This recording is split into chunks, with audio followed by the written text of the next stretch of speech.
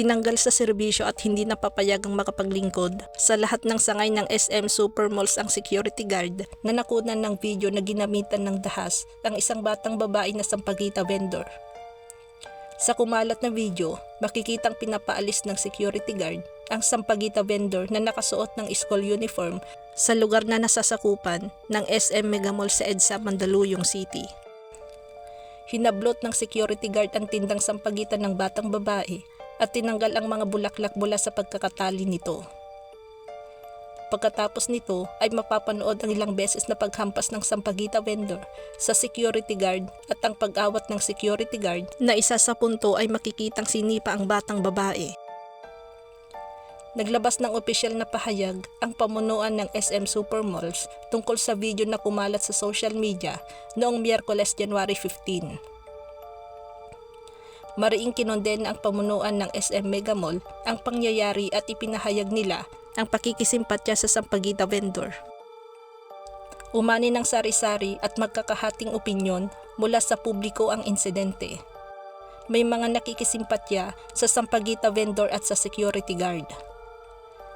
May mga haka-hakang maaring napikon na ang security guard sa pagpapaalis sa sampagita vendor na matapang na lumaban dahil pinaghahampas niya ito ng mga hawak na sampagita.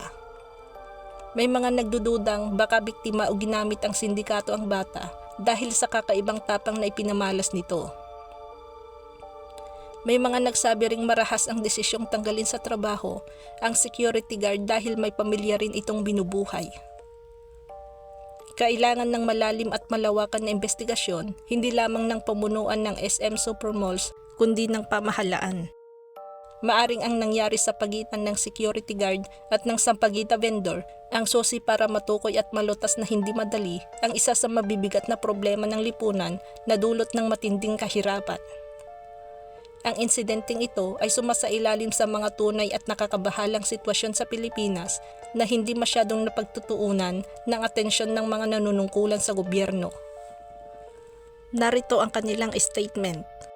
Nanghihinayang at nakikiramay kami sa dalagang nakaranas ng hindi magandang pangyayari sa labas ng aming mall. Tinawag na namin ang atensyon ng security agency para magsagawa ng agaran at masusing investigasyon.